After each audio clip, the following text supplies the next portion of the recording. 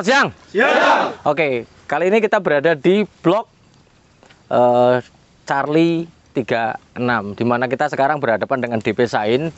Di sini banyak ini training ini yang kami beri kesempatan untuk menanyakan berkaitan dengan tanaman kelapa sawit, baik mulai dari daunnya, akarnya, batangnya, sehingga kalian sebagai calon asisten adalah paham benar berkaitan dengan tanaman kelapa sawit itu sendiri. Karena tadi yang udah kita hitung ya, bahwa biaya investasi kita untuk satu batang kelapa sawit itu angkanya adalah 380 sampai 450 ribu per batangnya.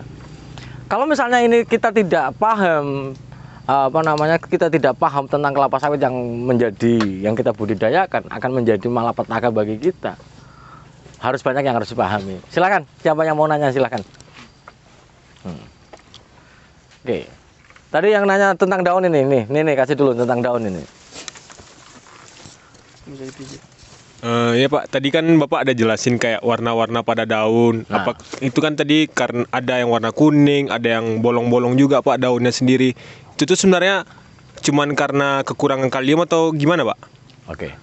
Jadi memang parameter daun ini adalah menjadi parameter defisiensi pada tanaman kelapa sawit. Mau nitrogen, fosfor. Fosfor ini yang agak berat. Karena fosfor tidak menimbulkan perubahan warna, tidak, melainkan pada kondisi tajuknya sendiri. Kalau fosfor mungkin parameternya lebih cenderung bukan pada daun kelapa sawitnya, namun fosfor itu pada gulma-gulma yang ada di sekitar perakarannya. Kalau dia perakarannya ada agak ungu, lalangnya keunguan, kemudian ada Clidemia hirtanya itu agak keunguan, maka ini adalah bagian dari kekurangan fosfor di daerah perakarannya. Tapi kalau yang kuning kayak ini, mulai ini pada pelepah paling bawah mulai ada bercak-bercak ini, itu adalah confluent orange spotting, di mana memang daun ini menjadi parameter deteksi kekurangan unsur hara. Dan kebutuhannya juga dari daunnya, Mas. Jadi seperti itu. Jadi memang kebutuhan dari misalnya untuk rekomendasi pupuk juga serapan daunnya. Jadi yang kuning-kuning ini adalah awal mula, ini belum parah kekurangan kalium. Sehingga kita harus evaluasi penggunaan kalium per pokok per tahunnya berapa gitu. Seperti itu. Oke, yang lain? Jadi kan Pak, saya mau nanya Pak, kalau misalnya tanah mineral ini kan pH-nya rendah dikarenakan zat Al dan Fe-nya tinggi. Kenapa dia antagonis sama fosfor Pak? Oke. Kan tidak semuanya ya. Tidak semua tanah mineral itu pH-nya terlalu asam. Pada tanah tua saja yang kandungan Al dan Fe-nya besar itu pada tanah tua. Kalau dalam bahasa ilmu tanahnya itu adalah ultisol. Kemudian tidak semuanya asam itu. Namun pada beberapa tanah memang kekurangan fosfor. Ketika dia tanah tua memang kekurangan fosfor.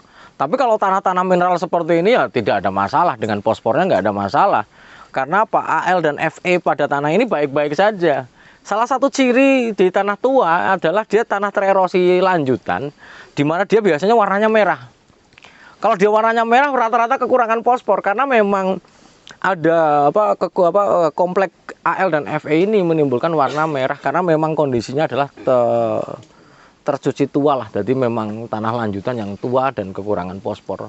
Sehingga walaupun tanah ini nggak kekurangan fosfor, tapi bahwa fosfor ini akan menjadi faktor penting di dalam budidaya kelapa sawit. Maka kita tidak bisa meninggalkan pemupukan fosfor itu saja, tidak bisa kita tinggalkan. Misalnya kita mau sumber fosfornya mau pakai apa? Bisa pakai RP, bisa pakai TSP, bisa pakai SP36. Walaupun ini tanahnya tidak lanjut ya, tanahnya adalah tanah mineral biasa saja. Yang misalnya kayak potsolik kuning seperti ini, jadi tidak ada masalah. Sehingga untuk bisa mendapatkan tapi ya beda lagi kalau seandainya tanahnya adalah tanah tererosi lanjut, salah satunya ultisol yang kondisinya asam. Kalau tanah-tanah ini nggak asam, kita bawa pH tanah di Indonesia kan 5,5 sampai 6,5, ini angkanya 5,6, bahkan ada yang udah 6, sekian. Jadi dapat dikatakan adalah pH-nya sudah mendekati netral, bukan yang asam banget juga bukan. Oke, yang lain? Baik Pak, saya ingin bertanya masalah daun ya Pak, untuk Sengkleh kan terkadang terjadi bukan karena bekas egrek, tapi seperti secara alami gitu, mengering sendiri. Itu apakah mempengaruhi produksi secara signifikan dan bagaimana pengendaliannya, Pak? Oke, ini berarti sengkleh alami ya. Iya, Pak. Jadi sengkleh alami pada tanaman kelapa sawit itu adalah hal yang normal yang diakibatkan karena sampai dengan hari ini itu belum ada literatur, tapi gejala itu didiagnosis bahwa ini pelepah ini akan sengkleh ketika tidak seimbangan antara nitrogen dan kalium yang diserap oleh tanaman kelapa sawit. Sebagai contoh seperti ini, Lem. Kalau pelepah ini keras, ini sekali lagi, kalau pelepah ini keras, berarti tandanya kita adalah kekurangan pemberian nitrogen pada tanaman kelapa sawit. Kalau tanaman kelapa ini keras, jadi memang jangan kaget kalau pelepah kekurangan kekebalan nitrogen itu rata-rata adalah tegak ya. Nah, berbanding terbalik ketika ceritanya adalah dia sengkleh. Sehingga dengan serapan nitrogen yang besar, maka pembentukan jaringan gabus pada bagian ini memang dia lunak sekali. Ditambah pemberian kalium yang yang cukup besar juga, tapi mungkin serapannya tidak terlalu besar dibandingkan nitrogen. Maka ini berat, Le. Serapan nitrogen sininya bagus, lunak, ditambah dengan jumlah nitrogen yang diserap daun juga besar. Yang terjadi apa? Berat. Pelepahnya itu berat. Pelepahnya berat, sininya lunak. Yang terjadi sengkleh. Walaupun tidak diapa-apain, nah ini terkhusus memang ada beberapa tanaman yang sudah tua. Sengkleh alami itu banyak dialami oleh tanaman-tanaman yang sudah tua. Salah satunya adalah di tanaman kita yang tua-tua sana, apalagi dia memang kadar airnya juga besar. Itu. Kadar airnya juga besar, serapan airnya besar, nitrogennya besar, kaliumnya kecil. Akibatnya apa? Beratnya pelepah ini tidak disanggup dengan kekuatan ini, sehingga dia sengkleh lah. Kebijakan sengkleh ini baiknya diapain? Baiknya adalah tidak diapa-apakan. Sengkleh alami tidak boleh Anda potong, karena sengkleh alami masih melakukan fotosintesis yang tadi saya sampaikan. Tidak boleh kita kurangi gara-gara sengkleh alami. Seperti itu. Jadi kesimpulannya adalah tidak boleh diapa-apakan. Jadi sengkleh alami karena dia masih berfotosintesis, kecuali pelepah yang kering boleh diturunkan. Tapi kalau dia sengkleh alami tidak boleh diapa-apakan. Itu kebijakannya ya. Bagi para petani juga bisa mengadopsi itu sebenarnya. Oke, yang lain? Baik, Pak, terima kasih. Saya ingin bertanya, Pak, dalam studi kasus misalnya daerah penanaman kelapa sawit dekat dengan daerah tanah yang terkena salinitas, Pak. Apakah ada mekanisme adaptasi dari akar tersebut untuk mempertahankan akar tersebut dapat menyerap air bukan garam, Pak? Terima kasih. Oke. Jadi memang salah satu pembukaan lahan atau banyak masyarakat juga bahkan perusahaan yang menanam di daerah-daerah yang ada kondisi terpengaruh salin dengan kadar natrium yang tinggi. Itu bagaimana sih? Caranya adalah kita harus mampu mereduksi kadar natrium yang besar pada lahan kita.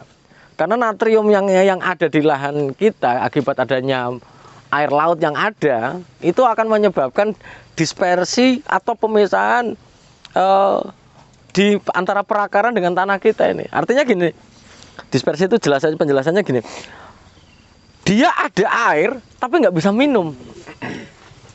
Seperti Anda, adik-adik semua itu kalau seandainya dikasih air garam, apa yang terjadi? Mau haus dikasih air garam, minum apa enggak? Oh ya enggak. Maka tidak bisa minum. Jadi air yang ada itu tetap nggak bisa karena terdispersi. Sehingga caranya adalah kita harus menggunakan bahan-bahan yang bisa mengendapkan natrium. Contohnya adalah petrocas atau kalsium sulfat. Sehingga natrium sulfatnya dia bisa terendapkan dan akan menjadikan untuk mengurangi faktor dispersi atau pemisahan itu sendiri gitu. Itu yang biar bisa ini. Karena faktor cekaman garam pada kelapa sawit itu akan berpengaruh fatal. Buah yang ini harusnya masaknya itu adalah dari pembentukan sampai dia masak adalah 0 sampai 24 bulan. Bisa 16 bulan, 17 bulan udah panen. Sehingga BCR-nya kecil-kecil. Seperti itu. Itu kalau kita di daerah salinitas ataupun lahan yang terpengaruh air laut seperti itu. Yang lain? Baik Pak, izin bertanya Pak. Adakah cara penyerbukan lain selain menggunakan serangga Elaidibus cameronicus Pak? Oh, Elaidibus. Jadi gini, kalau penyerbukan kita bisa menggunakan banyak hal ya. Selain kita seandainya memang populasi Elaidibus cameronicusnya memang down, jadi ada beberapa cara. Yang pertama manual. Ya. Manual. Di mana manual itu adalah ketika kita penyerbukan self pollination. Jadi kita serbuki. Tapi ya resikonya ya besar. Resikonya apa? Biaya yang harus ditanggung memang cukup besar. Karena apa? Karena bunga betina kita serbuki pakai serbuk sari itu harus kita isolasi serbuk sarinya, kemudian kita masukkan ke dalam sebuah alat, kita hembuskan. Pertanyaannya, mau menghembuskan seblok, mau setiap tanaman mau dihembuskan? Kan jawabannya enggak. Maka memang kita harus bersyukur dan menjaga namanya serangga Elaidibus cameronicus ini. Sehingga memang bagi perusahaan sendiri pun tidak pernah kita sistem semprotnya adalah sistem semprot total itu nggak pernah. Kita harus menjaga ekosistem ini supaya sesuai dengan kehidupan Elaidibus. Jangan kita punya ladang itu, apalagi ladang pribadi, semuanya disemprot total kayak lapangan, jangan, tidak baik. Karena sedikit banyak sebenarnya ini adalah meredakan suhu ini. Karena Elaidibus cameronicus ketika pelepahnya kurang, kemudian terlalu panas, apalagi tidak ada vegetasi lain, maka dia tidak nyaman ada di sini. Ketika dia tidak nyaman di sini, kita jangan berharap dia tinggal di sini ya. Maka iklim mikro yang ada di tanaman kelapa sawit, termasuk pengendalian gulma yang ada di gawangan ini juga menjadi faktor penting untuk menjaga populasi Elaidibus cameronicus. Kalau misalnya cara yang lain ya bisa manual, isolasi serbuk sarinya, baru dihembuskan ke bunga-bunga betina yang sudah antesis atau siap dibuai. Jadi dia dihembuskan ke sana. Dengan adanya tadi yang bunga itu mengandung apa? Lendir. Lendir itu sehingga dia akan nempel di sana. Tapi ya kembali lagi, kalau misalnya untuk kita pribadi ya bisa aja, namun ya butuh tenaga dan waktu yang besar pastinya itu. Oke, yang lain? Ya Pak, saya Pak ingin bertanya Pak masalah buah tadi Pak. Dari proses pembentukan buah itu Pak berapa lama Pak dari bentuknya, dari penyerbukan sampai panen nanti Pak? Oke. Jadi kalau dia bunganya meletek ya, dia misalnya ini kan misalnya bunga jantan. Jadi kalau dia bunga itu kayak seludang, dia terbungkus sebuah seludang. Ketika dia mekar seperti ini, kemudian dia kelihatan bunga cengkehnya, kemudian dia diserbuki. Kalau dia sudah meletek, maka dia siap antesis atau namanya bunga antesis, bunga yang siap untuk diserbuki atau siap dibuai. Di mana dia ketika meletek diserbuki, dia bentuknya cengkeh sampai dia panen adalah 6 bulan. Ini dari buah yang kelihatan meletek sampai dia panen itu adalah 6 bulan. Maka di dalam buah ini kita bisa naksirkan, buah ini sebenarnya umurnya berapa sih? Ini kira-kira umurnya berapa ini? 5 bulan. 5 bulan ya, karena bentar lagi udah mau panen. Sehingga memang pembentukan buah dari dia antesis sampai dia panen adalah 6 bulan. Namun pembentukan bunga sendiri adalah sebenarnya sudah dimulai sebelum kita kelihatan dia gitu. Maka jangan, yang tadi saya sampaikan, jangan sampai kita dikira bahwa ladang yang bekas dibersihkan setelah dipupuk kok keluarnya jantan.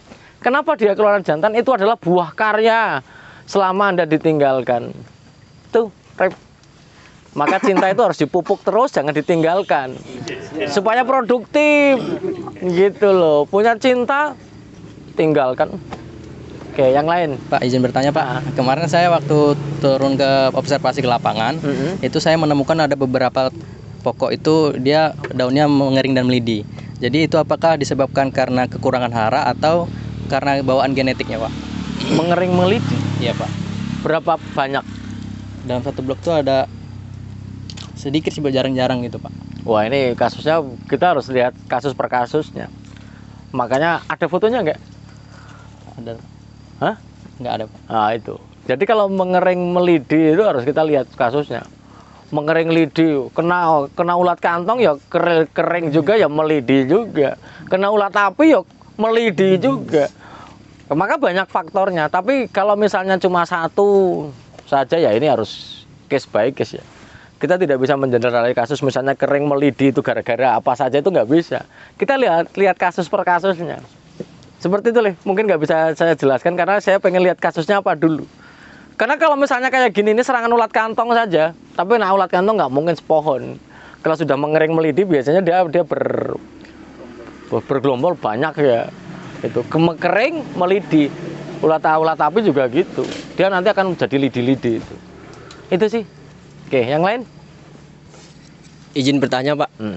Kan tadi bicara tentang serangga eldebius ya Pak, membantu penyerbukan. Nah, saat replanting Pak, serangga eldebius itu berpindah tempat atau mati Pak? Oke. Jadi eldebius itu akan berpindah tempat, Maka salah satu kunci dari di tanaman replanting seperti ini adalah kuncinya adalah bagaimana menjaga di tanaman tua sana. Pak Pendi, eldebius kan punya jangka terbang terbatas ya. Ada di beberapa literatur yang dikeluarkan Malaysia juga mengeluarkan bahwa dia misalnya optimal sampai dengan 12 meter saja. Di atas 12 meter sudah tidak optimal. Namun satu hal yang harus dipahami, ketika ada tanaman tua dan kita ada replanting, sedikit banyak tetap dari mereka juga kita datangkan. Dan pada prinsipnya serangga itu sudah ada gitu. Apakah serangganya harus didatangkan? Pertanyaannya lah, ketika Anda semuanya berada di buka hutan, belantara buka hutan, eldebiusnya dari mana? Ya Anda datang sendiri. Dan itu adalah karunia yang terbesar yang dikaruniakan Allah pada kita itu, Eldebius cameronicus itu datang sendiri. Itu walaupun kalau pengen mempercepat populasinya adalah dilakukan head and carry, dengan kita adalah memperbanyak sendiri baru kita datangkan dari penangkaran itu. Kapan-kapan tak ajak ke penangkaran Eldebius cameronicus itu. Eldebius cameronicus itu adalah serangga yang lemah tapi sangat membantu kita. Tadi yang saya sampaikan bahwa dengan adanya Eldebius 20.000 saja, 20.000 ekor dalam 1 hektar itu bisa meningkatkan produksi 15%. Kenapa nggak kita jaga serangga yang lemah itu gitu. Oke, yang lain? Izin bertanya Pak. Tadi sudah kita sepakati bahwasannya usia buah untuk mulai terbentuk itu sekitar 0 sampai 24 bulan. Yang ingin saya tanyakan tentang mengenai buah Parthenocarpi Pak. Buah tersebut itu kira-kira di bulan keberapa bisa kita prediksi itu bakal jadi Parthenocarpi? Secara visualnya bagaimana Pak dan penyebabnya apa Pak? Terima kasih. Oke. Kalau Parthenocarpi itu kan ada banyak ya Mas. Kemarin ada juga yang nanya kenapa kita tidak menggunakan bibit yang dari kultur jaringan? Karena pernah dicoba di perusahaan, ternyata kultur jaringan malah buahnya Parthenocarpi semua. Artinya tidak jadi, brondolannya nggak jadi. Sehingga tidak dilanjutkan. Lah, kemudian kalau ditanya, buah Parthenocarpi itu dimulai dari mana? Ya, dari kecil sudah kelihatan. Dari kita mulai tanam pertama itu udah kelihatan kalau memang dia Parthenocarpi. Lah, tapi kalau seandainya itu kalau misalnya Parthenocarpi bawaan genetis, ada juga Parthenocarpi ataupun misalnya buah landak yang dia dulunya bagus. Kalau dia dulunya bagus kemudian landak, maka ada sesuatu yang kurang tepat, yaitu salah satunya adalah kemungkinan adalah serangganya, Itu. Jadi Parthenocarpi itu banyak faktornya. Tapi kalau dia memang dari kecil di panen perdana dia Parthenocarpi, ya udah bawaan genetik sampai misalnya sampai dia dari 2016 kita tanam Parthenocarpi sampai gede, ya udah genetis gitu. Tapi kalau dulunya bagus kemudian dia mau sekarang kok Parthenocarpi, berarti ada yang kurang tepat di dalam budidaya kelapa sawit kita. Itu penjelasannya. Oke, yang lain? Ya Pak, saya mau tanya Pak. Biasanya Pak kan kalau adanya pemotongan pelepah Pak menyebabkan batangnya menjadi kecil Pak. Setelah terjadi itu, apakah bisa kita memperbaikinya Pak? Merecovery kembali. Kembali Pak. Oke. Jadi seperti penjelasan tentang fotosintesis ya. Walaupun masalah pelepah ini masih menjadi perdebatan yang sengit di kalangan, kenapa Malaysia Songgo 1 kok bagus, di Indonesia kok sama di apa ada aturan main songgo 2, songgo 3 gitu ya. Nah, kembali lagi, jumlah pelepah ini adalah akan menopang kebutuhan atau akan memberikan tenaga untuk penyerapan air dan unsur hara. Ketika kondisi pelepahnya itu sudah kurang, maka ataupun misalnya kita sudah over pruning, caranya ya harus kita recovery. Recovery-nya gimana? Ya kita nggak boleh potong pelepahnya, itu. Karena kalau dia memang tidak di recovery, misalnya jumlah pelepahnya kurang terus, ya semakin lama semakin jeginggis ini. Kalau bahasa Wonosobonya itu jeginggis itu apa ya? Kurus, meruncing. Caranya apa? Nggak boleh kita kurangi lagi. Itu. Makanya kalau misalnya di divisi itu disampaikan, jangan kurangi lagi pelepahnya, curi. Kalau segini itu masih bisa dicuri. Artinya dicuri adalah turunkan pelepah, turunkan buahnya tanpa mengurangi pelepah. Maka kuncinya menjaga songgo ini adalah misalnya nih songgo 1, 2, berarti ini songgo 2. Kalau kita udah ngomong songgo 2 ya songgo 2. Kalau ada yang songgo 1, kasih sanksinya. Itu padahal kalau bagi seorang pemanen itu menjaga songgo itu sama dengan menjaga pendapatan. Walaupun masih banyak orang yang nggak percaya kalau songgo itu akan berpengaruh. Seperti ini penjelasannya. Kalau kita potong hari ini, apakah ngaruhnya pada hari ini juga? Enggak. Kalau potong hari ini, ngaruhnya kepada mana? Kepada serapan yang nanti. Baik yang kelihatan maupun yang tidak terlihat di dalamnya. Karena balik lagi yang tadi saya sampaikan, pembentukan bunga yang terlihat yang anteses sampai dia panen 6 bulan. Namun di dalamnya sini juga sudah ada pengisian buah-buah yang lainnya sudah ada dari serapan unsur hara dan airnya. Seperti itu. Maka tidak boleh dipotong. Potong suka-suka pemanen, yang penting apalagi ini songgo angin yang songgo tidak ada apa buah terakhir tidak ada penyangganya. Ini akan menjadi babak belur tanaman kita. Maka di sini Anda bisa lihat ya. Anda perhatikan di sini kalau buah yang tanaman yang over pruning apa yang terjadi? Buahnya kecil-kecil apa besar-besar? Kecil-kecil. Itu. Ya karena kita pemupukannya adalah yang optimal saja. Beda sekali Yok kalau di Malaysia pemupukannya sampai 13 kilo, 12 kilo NPK. Kita berada kisaran 6 sampai 7 kilo aja udah ngos-ngosan Yok. Masalah bicara tentang pemupukan ini. Oke, terakhir. Izin Pak, bertanya Pak, masalah fotosintesis Pak. Ini dalam kasus tanaman yang ada di pinggir jalan Pak, di mana apabila sebelumnya kan fotosintesis itu melibatkan klorofil dan sinar matahari. Jadi bagaimana jika ada daun yang hampir separuh dari tanaman itu terkena abu dan tertutupi abu, itu bagaimana Pak? Oke, ya Anda bisa lihat di sini, apakah ngaruh? Kalau ditutupi abu ngaruh nggak? Hah? Nggak ngaruh. Ini adalah jalur utama, di tepi jalan malah buahnya bagus-bagus. Berarti sebenarnya adalah tidak pengaruh kalau hanya abu saja. Karena abu kena embun, kena hujan hilang lagi. Yang penting dia jangan permanen. Jangan permanen. Kecuali Pak Pendi ngaruh nggak kalau seandainya pelepahnya tak potongin aja untuk jalan. Kan ada ya namanya tunas jalan itu, tunas pasar itu dipotongin. Ngaruh nggak? Ngaruh. Ngaruh itu. Tapi kalau cuma sekedar abu saja, kita bisa lihat sama-sama nih. Buahnya gede-gede itu masih di pinggir jalan. Itu, Chef. Sebenarnya nggak ngaruh juga. Oke, masih lagi. Teruskan aja sampai pagi juga nggak apa-apa nih. Oke Pak, selamat siang Pak. Berkaitan untuk mekanisme kan tadi sudah ditanya dan disampaikan oleh kawan-kawan sekalian kan gitu Pak. Jadi yang ingin saya tanyakan Pak mengenai jalur HCP Pak pada perkebunan Pak. Kenapa pada perkebunan Pak ada yang namanya jalur HCP? Sementara kan apabila kita kaji secara profit, dia bisa menghasilkan buah Pak. Dan kenapa di daerah, misal Pak, contoh sawit rakyat, dia parit saja ditanami sawit seperti itu Pak. Jadi apa hal yang melandasin perkebunan meninggalkan jalur HCP Pak? Terima kasih. Sebenarnya prinsip hidup itu ya, hidup itu nggak segendeng itu loh. Artinya bahwa kalau namanya apalagi sebuah perusahaan itu sekarang dibatasi, ada yang ikut RSPO, ada yang ikut ISPO, di mana bahwa salah satu high conservation value-nya salah satunya adalah sungai alam. Kita udah ngomong sungai alam. Sungai alam yang ada di dalam masuk ke perkebunan wajib dilindungi.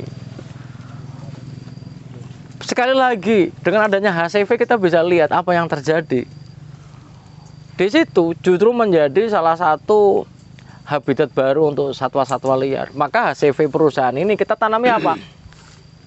Buah-buahan. Buku itu apa namanya, burung-burung kalau pagi-pagi banyak banget habitatnya, bahkan sampai burung-burung dari luar saja pada migrasi ke situ. Mancing ikan gampang.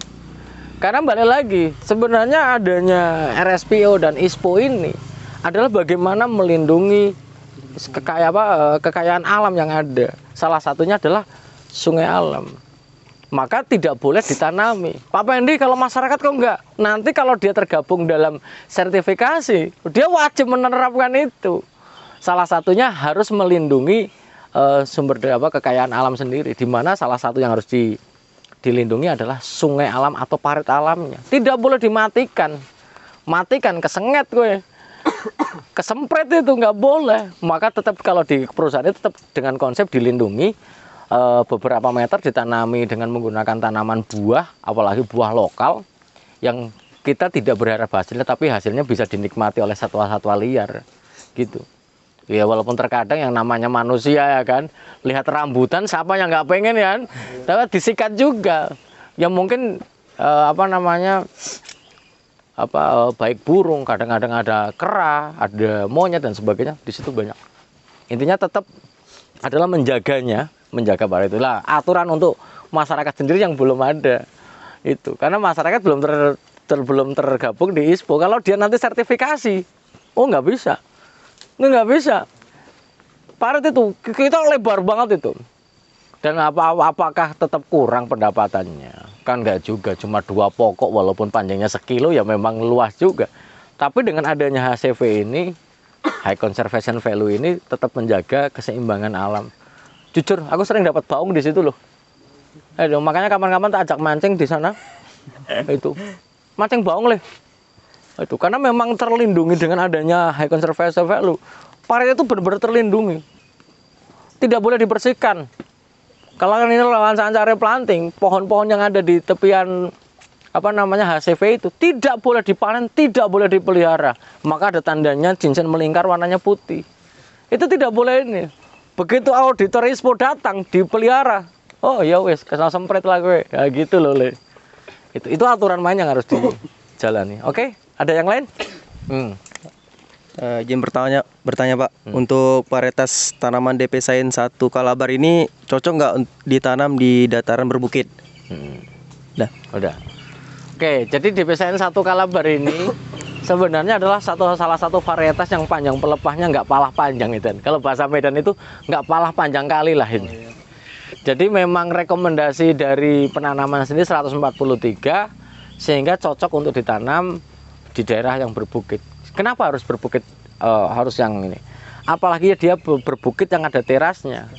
Kalau kita menanam pelepah panjang, kita bisa bayangkan ini bukit ya. Jarak bukit dinding teras dengan tanamannya hanya semeter. Nanti akan kesusahan. Kemudian untuk mengurangi faktor beban berat atau mudah longsornya, maka kita menggunakan pelepah yang sedang menuju pendek kalau di daerah berbukit. Nah, tapi kalau daerah datar ya semuanya cocok itu. Ya kalau buahnya kayak gini berapa hektar kita pengen punya kan gitu. Itu. Kalau Angga ya mungkin bilangnya 5 hektar, kalau aku ya enggak lah. Cukup lah 50 lah ya. Iya. Oke, pertanyaan terakhir ini. Saya Pak. Nah, oke. Jadi kan Pak, Yok, kamu udah 2 kali loh, Yok. Sekali lagi dapat gelas gue. Oh iya Pak. Oke. Jadi kan Pak mau nanya Pak. Biasanya kan kalau misalnya tanaman durian itu kalau misalnya dia mau dijual cepat dikarbit. Sekarang kan banyak nih iklan-iklan pupuk seolah-olah agar buahnya ini cepat masak. Kayak mana sih pengaruh di tanaman itu sendiri, Pak? Oke. Sebenarnya udah pernah tak bahas itu. Pemupukan yang dilakukan adalah demi keberlanjutan produksi. Ini harus garis bawah. pemupukan adalah demi keberlanjutan produksi. Artinya buah yang kayak gini baiknya kalau toh tidak dipupuk, ya besok akan mengkerut juga. Karena apa? Suplai untuk pembentukan yang di waktu yang akan datang tidak tersedia. Tidak tersedia, Le. Sehingga memang pemupukan yang dilakukan rutinitas misalnya dua semester dilakukan 2 kali dalam 2 kali dalam setahun per semester demi keberlanjutan produksi. Demi keberlanjutan produksi. Pertanyaannya, kalau buahnya udah kayak gini, pengen nggak besok kayak gini lagi? Pengen. Nah, pertanyaannya, tadi kita sampaikan pembentukan buah dari dia masa antesis sampai panen adalah 6 bulan. Sementara pembentukan mulai dari inisiasi bunga di sono yang belum kelihatan itu adalah 17 sampai 24 bulan sampai panennya. Artinya, kalau misalnya kita pemupukan sebar, masak semua ini, maka kadang-kadang ada hal yang cukup bikin Pendi shock itu adalah ketika Pak Pendi dengan pemupukan pupuk A, maka kematangan meningkat berapa persen? Oh ya Pak, biasa panen seton ini dapat 2,5 ton. Apa ya? Yang di benak kita itu apa? Kita bisa lihat, Le, kalau kayak gini besok matang semua melingkar, besok panen benar. Dari kita panen 1 ton menjadi setelah dipupuk 1 bulan atau 2 bulan, masak semua. Apa yang terjadi? Ya, pusaran selanjutnya kita nggak dapat lagi. Maka sebenarnya penggunaan pupuk bukan berarti harus mematangkan buah, itu nggak ada. Tapi bahwa pupuk yang disebar, diserap lagi oleh tanaman demi keberlanjutan produksi ke depan. Kalau dia dipupukkan membuat ini masak, bahaya. Karena balik lagi, tidak ketemu waktunya. Dipanen seluruhnya dalam waktu 2 bulan. Pembentukan bunganya mau berapa lama lagi nunggunya? Ya kecuali kalian mau ada caranya biar cepat kaya. Ya, sebenarnya pupuk itu bisa bagus dipakai kalau di daerah-daerah replanting. 2 bulan lagi mau tak matikan tanamannya. Kalau ada pupuk yang model gitu ya, Yok, aku order lah 10 kilo lah. Ini dipupukkan masak semua, itu bagusnya. Kemarin ada yang bilang cocok juga Pak Pendi untuk replanting. Benar itu. Kalau bisa dipupukkan itu masak semua, panen semua, besok matikan tanamannya. Tapi kalau untuk reguler kayak gini tetap nggak bisa, Kecuali kamu misalnya pengen jadi petani, jadi miskin ya monggo saja. Sekarang mungkin bisa beli Fortuner ya kan, punya 10 hektar, wah iya, jackpot, kena dapat Fortuner. Tapi besok makan garam itu. Kenapa? Buahnya udah nggak ada lagi. Maka tidak ada sistem pemupukan yang mempercepat kemasakan dari buah itu sendiri, itu nggak ada. Kalau ada, bahaya Le. Itu. Oke, yang lain? Siapa tahu ada yang mau nanya? Saya ingin bertanya Pak terkait motivasi pemanen, kan biasanya dimotivasi dengan cara premi atau kita beritahu bahwasanya cara panen yang benar itu untuk meningkatkan hasil ke depannya. Sedangkan untuk karyawan rawat bagaimana Pak? Kan kalau misalkan dia kerja pada umumnya perusahaan tidak memberikan premi, dan kalaupun dia kerja asal-asalan dia nggak berpengaruh untuk produksinya. Bagaimana cara motivasi karyawan perawatan Pak? Oke. Pada dasarnya kita bekerja itu ada yang namanya standar operational procedure, Le. Dan kita juga dibebani oleh target. Misalnya target semprot 13 cap dalam 1 HK misalnya. Maka 13 cap ini wajib disemprotkan dengan sesempurna mungkin oleh karyawan. Sesempurna mungkin oleh karyawan. Bagaimana memotivasi karyawan yang tidak ada tidak ada preminya, tapi bekerja berat seperti itu Pak Pendi. Maka preminya adalah senyumnya asisten, Le. Mandor. Maka bagaimana kita menjadi pimpinan itu yang membahagiakan, Le. Wah, Pak Londut itu marah aja. Tapi membahagiakan ada. Ada orang yang sukanya marah tapi dicintai itu ada. Karena marahnya berada pada tempat yang tepat. Tapi tidak tiap hari merepet aja itu kayak mama belum gajian itu ya kan, bukan seperti itu. Tapi memang harus harus diberikan motivasi terus supaya dia bekerja benar. Karena begini, yang paling fatal adalah ketika seorang karyawan itu dibiarkan dalam sebuah kesalahan. Ketika dia mau dibenarkan, apa yang terjadi? Udah menganggap itu benar, Pak. Oh iya. Itu akan dianggap menjadi suatu yang beban yang berat bagi si karyawan. Padahal mau dibenarkan ini. Maka kuncinya kita adalah mengajak kepada benar dalam sistem kerja itu benar. Gitu. Begitu.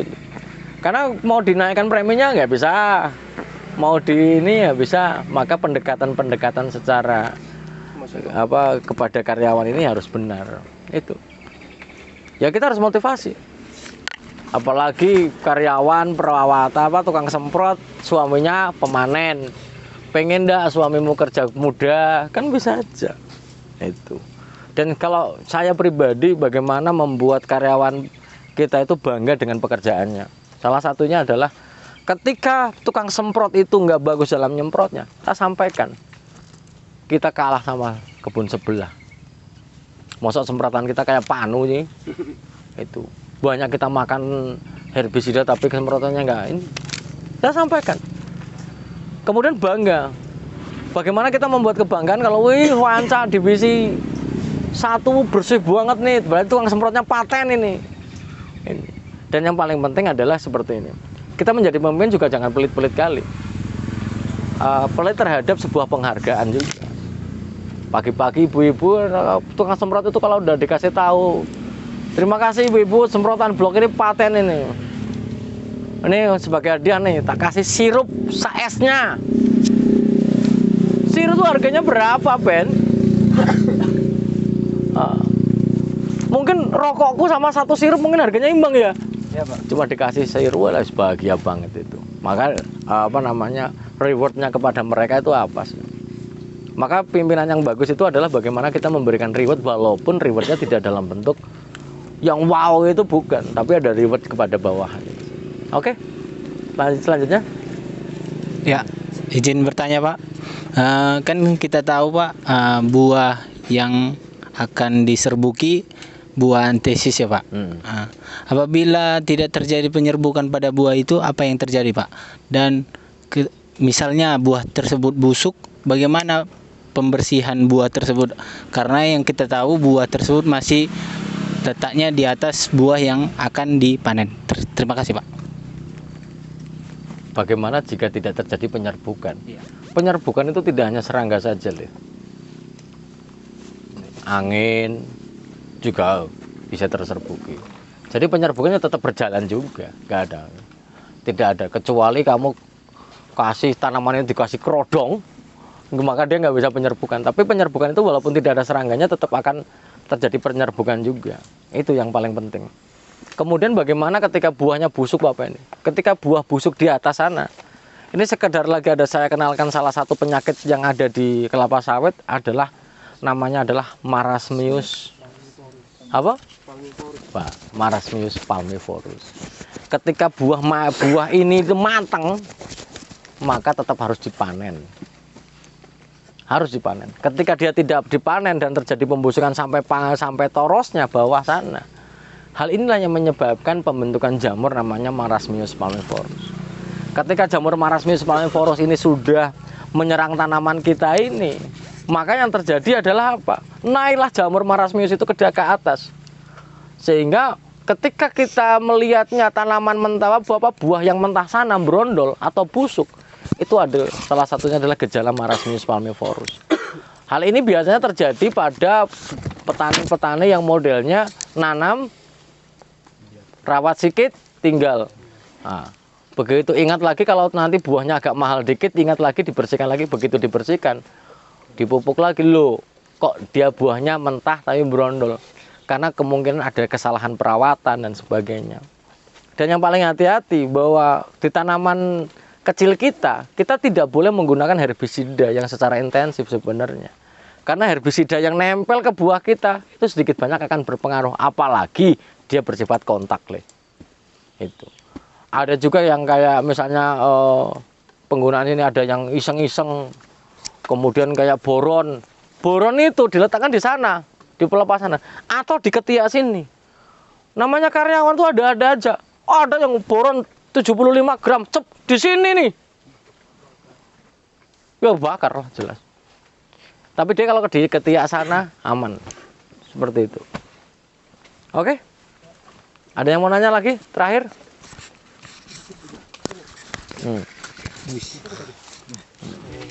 Sebelum bayar ini Joy. Oke Pak. Pak, izin bertanya Pak. Enggak mau aku. Enggak mau ngasih izin aku. Enggak jadi lah Pak. Ayo. Pak, tadi kan masalah pupuk Pak. Jangkos berfungsi juga sebagai pupuk Pak ya untuk tanaman. Yang mau saya tanyakan Pak, berapa lama agar jangkos bisa terurai dengan sempurna dan menjadi pupuk untuk tanaman? Dan berapa lama waktu untuk aplikasi kembali jangkos tersebut? Karena kita tahu juga Pak, kalau dia makin banyak tumpukan jangkosnya, maka bisa jadi berdampak negatif juga Pak ya. Biasanya untuk jadi sarang kumbang tanduk Pak ya. Oke, benar. Oke, mungkin itu aja pertanyaan saya Pak. Terima kasih. Jadi jangkos ini sebenarnya terurai di usia 8 bulanan secara sempurna. 8 sampai 9 bulan jika memang kondisinya mendukung terjadi dekomposisi. Satu hal yang diingat bahwa aplikasi janjangan kosong ini tidak boleh pada daerah yang berair. Selama dia berair maka ya dekomposisi akan berjalan terbalik, yaitu adalah anaerob yang lebih lambat tersedia bagi tanaman. Kemudian aplikasi janjangan kosong itu berapa kali sih setahun? Sekali saja. Sekali saja. Karena janjangan kosong ini balik lagi. Ini kalau kita lihat di sini ya, di janjangan kosong ini coba korek dulu. Ada akarnya sih enggak? Hah? Ada Pak. Iya, itu yang tadi saya maksud. Jadi kalau kita lihat ini,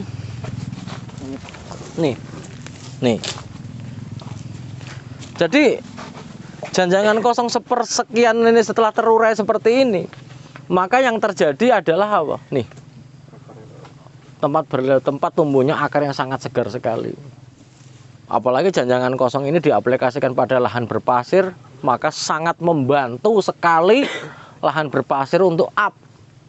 Ada sebuah perusahaan yang menerapkan janjangan kosong ini di lahan berpasir. Salah satunya bekas perusahaannya si Diki itu. Karena risetnya juga dulunya orang sini. Begitu sekarang produksinya tinggi banget, padahal lahannya pasiran. Tapi penggunaan janjangan kosong gila-gilaan. Karena janjangan kosong itu begitu dia terlapuk, selain dia menghasilkan unsur hara dengan kadar yang cukup besar, namun janjangan kosong ini juga mampu menyerap air dalam jumlah yang banyak, menahan air dalam jumlah yang banyak, sehingga memang kan membantunya kayak gitu. Gitu. Kalau kayak gitu gimana nggak gede-gede buahnya, nggak gitu loh. Mupuknya di sini, akarnya bisa lari sini. Makanya kalau kita korek-korek akar ini semuanya udah nyatu. Di usia 5-7 tahun maka sudah bersatunya akar-akar satu pokok dengan yang lain itu sudah menyatu. Kalau nggak percaya koreklah itu di tengah-tengah gawangan itu. Pasti akarnya sudah ada di tengah situ. Itu. Kalau kayak gitu cuma akar serapnya. Kan jos kan? Nah, itu Joy. Jadi sekali aja, maka yang menjadi sarang kumbang tanduk itu jika tertumbuhnya berlapis-lapis. Lapis-lapis, maka aplikasi janjangan kosong ini tidak boleh 2 lapis, nggak boleh, apalagi 3 lapis, hanya selapis saja. Fungsinya adalah serta-merta supaya tidak menjadi sarang berkembangnya kumbang tanduk. Karena itu tempat yang nyaman untuk gendon itu di situ itu. Itu gendonnya gede banget itu, Andri itu gendon. Nah, ya. Oke, ada yang lain? Cukup lah ya? Cukup, Pak. Oke, jadi terima kasih sebelumnya. Jadi intinya gini, para trainer semuanya, kalau kita punya kelapa sawit, kita harus pahami, mau kasih, mau agronomi, kalian pahami dulu tanaman kelapa sawit itu. Baru kita ngomong mengelolanya. Karena bagaimana kita mau mengelola kalau kita juga nggak tahu sistemnya itu. Kita bisa bayangkan, karena kita bekerja di perkebunan ini adalah bagaimana sebenarnya kita berlatih ketika seandainya kalian itu dikarunia Tuhan dikasih kesempatan untuk jadi toke. Mau nggak jadi toke? Mau. Iyalah, aku pun juga mau kok. Gitu. Paling tidak paham dulu gitu. Oke, itu saja ya. yang dapat saya sampaikan. Bentar lagi kita akan jalan-jalan ke sana, ke ini kita ke DP Sains 1, kita mau main ke DP Sains 3. Oke, terima kasih. Selamat siang. Siang. Selamat siang. Siang. Oke, terima kasih.